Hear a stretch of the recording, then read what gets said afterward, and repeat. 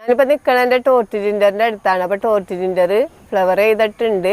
അപ്പോൾ കണ്ടില്ലേ, കാണാൻ നല്ല ഭംഗിയുള്ള പൂവാണ് ഈ ടോർച്ച് ജിൻഡറിൻ്റെത്. നമ്മൾ ഒരു അലങ്കാര ചെടിയായിട്ടാണ് നട്ട് വളർത്തണമെങ്കിലും നമുക്ക് ആഹാരത്തിന് ഉപയോഗിക്കാട്ട് ഈ ടോർച്ച് ജിൻഡർ. അപ്പോൾ ഇഞ്ചി വർഗ്ഗത്തിൽപ്പെട്ട torch gender Philippines, Malaysia, Indonesia തുടങ്ങിയ രാജ്യങ്ങളിലാണ് കൂടുതലായിട്ട് കണ്ടുവരുന്നത്.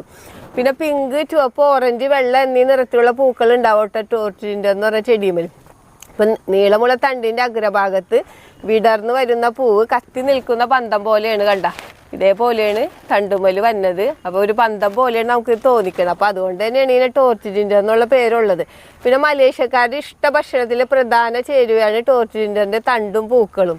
കൂടാതെ ഇതിൻ്റെ പൂക്കൾ അരിഞ്ഞ് സലാഡിൽ ചേർത്ത് കഴിക്കാറുണ്ട് കേട്ടോ. പിന്നെ ടോർച്ച് ജിൻഡറിൻ്റെ കിഴങ്ങാണ് നമ്മൾ നടാനായിട്ട് ഉപയോഗിക്കുന്നത്. കൂടാതെ ഇതിൻ്റെ പൂക്കളിൽ നിന്ന് പാകായ വിത്തുകൾ കിട്ടും. അത് മുളപ്പിച്ചും നമുക്ക് തൈകൾ ഉണ്ടാക്കാം. പിന്നെ ഇതിന് നല്ല വെയിലിൻ്റെ ആവശ്യമില്ല, തണലും മതി. തണലത്ത് വളരുന്ന ഒരു ചെടിയാണ് ടോർച്ച് ജിൻഡർ. അപ്പോൾ നമുക്ക് തെങ്ങിൻ്റെ ഇടവിളയൊക്കെ ആയിട്ട് ചെയ്യാൻ പറ്റിയ ഒരു ചെടിയാണ് ടോർച്ച് ജിൻഡർ. കാണാൻ നല്ല ഭംഗി, നല്ല ഉയരത്തിൽ വളരുന്ന ചെടിയാണ്. കണ്ടിൻ്റെ ഇലകളൊക്കെ കണ്ടില്ല, നല്ല നീളത്തിലുള്ള ഇലകളാണ്. പൂക്കൾ മൊട്ടുകളാണ് ഈ കാണാണ്ട്. ഇതേപോലെയാണ് മൊട്ടുകൾ വന്നത്.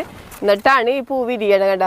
മാസങ്ങളോളം നിൽക്കണോണ്ട് തന്നെ നമുക്കൊരു ബൊക്കയിൽ വെക്കാനും ഹോട്ടലുകളിലൊക്കെ അലങ്കാരത്തിനൊക്കെ വെക്കണതാണ്. ഈ പൂവിന് 50 രൂപ തുടങ്ങി 100 രൂപ വരെ വിലയുണ്ട് ഒരു പൂവിന്. അപ്പോൾ എല്ലാവരും ടോർച്ച് ജിൻഡറൊക്കെ കൃഷി ചെയ്യണം.